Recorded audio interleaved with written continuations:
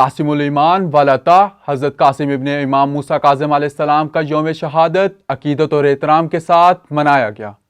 فرزند رسول کی عالمناک شہادت پر خصوصی رپورٹ سنیے اعلیٰ حیدر کی زبانی۔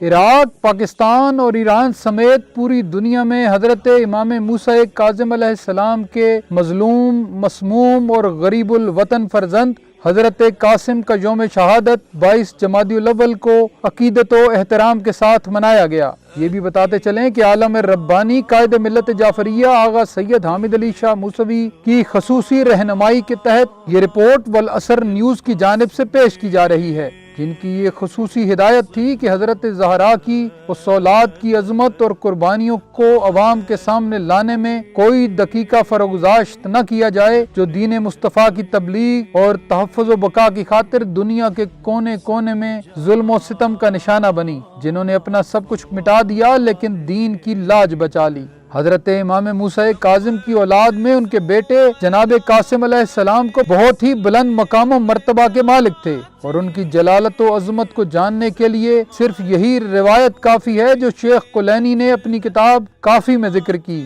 کہ یزید بن سلیط اور حضرت امام موسیٰ کاظم علیہ السلام کی مکہ کے راستے میں ملاقات ہوئی تو گفتگو کے دوران امام کاظم علیہ السلام نے اس سے فرمایا کہ اے سلیط کے بیٹے، میں اپنے گھر سے نکلتے وقت اپنے بیٹے علی الرضا کو اپنا وصی قرار دے کر آیا ہوں۔ یہ معاملہ میرے ہاتھ میں ہوتا تو میں علی الرضا کے بعد امامت کے لیے اپنے بیٹے قاسم کو منتخب کرتا، لیکن امامت کا معاملہ خدا کے ہاتھ میں ہے، وہ جسے چاہتا ہے امام بنا دیتا ہے۔ کتب تاریخ میں حضرت قاسم اور امام کاظم علیہ السلام کی محبت کی بہت سی مثالیں ملتی ہیں۔ تاریخی روایات کے مطابق جب جناب قاسم علیہ السلام اپنے بابا اسیر بغداد امام موسیٰ کاظم سے ملنے کے لیے مدینہ کو خیرباد کہنا پڑا تو وہ ایک تجارتی قافلے کے ساتھ عراق آ گئے اور حی بخمرہ کے علاقے میں سکونت اختیار کر لی۔ تھوڑے ہی عرصے میں ان کے زہد و تقوی، کرامات اور علمی وسعت و حکمت کو دیکھتے ہوئے ہر ایک ان کا گرویدہ ہو گیا، اور علاقے کے سردار نے اپنی بیٹی کی شادی جناب قاسم علیہ السلام کے ساتھ کر دی، اور جس سے اللہ نے انہیں ایک بیٹی سے نوازا۔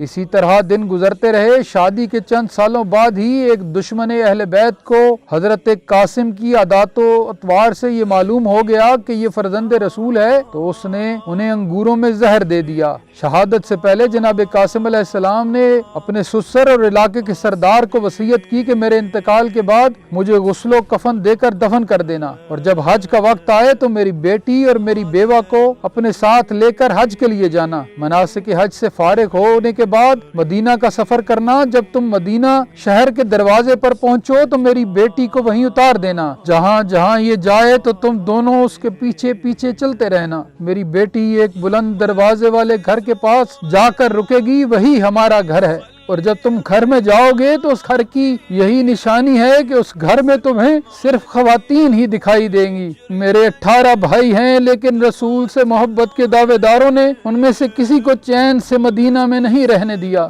اور 22 جمادی الاول 192 ہجری میں جناب قاسم ابن امام موسیٰ کاظم علیہ السلام نے اس دنیا کو ہمیشہ کے لیے خیرباد کہہ دیا۔ وصیت کے مطابق ان کے سسر اور علاقے کے سردار نے حج کا وقت آتے ہی اپنی بیٹی اور نواسی کو ساتھ لیا اور سفر حج پر روانہ ہو گئے۔ حج مکمل کرنے کے بعد وہ مدینہ آئے اور مدینہ کے دروازے پر حضرت قاسم کی وصیت کے مطابق ان کی بیٹی کو اتار دیا، اور وہ معصوم شہزادی چلتے چلتے ایک بڑے دروازے کے پاس کر رک گئی۔ اس بچی نے جس دروازے پر دستک دی وہ جعفر صادق کے بیٹے امام موسیٰ کاظم علیہ السلام کا دروازہ تھا۔ کم سن فاطمہ جب محمد مصطفیٰ کے گھر میں داخل ہوئیں تو موسیٰ کاظم کے گھرانے میں کوہرام برپا ہو گیا۔ نبی کی بیٹیاں اپنے بھائی قاسم کی نشانی کی منتظر تھیں۔ بچی کی چال ڈھال اور شمائل سے انہیں معلوم ہو گیا کہ یہ موسیٰ کاظم کے پیارے بیٹے قاسم کی یتیمہ ہے۔ بعض روایات میں ہے کہ جناب قاسم علیہ السلام کی والدہ اس المناک خبر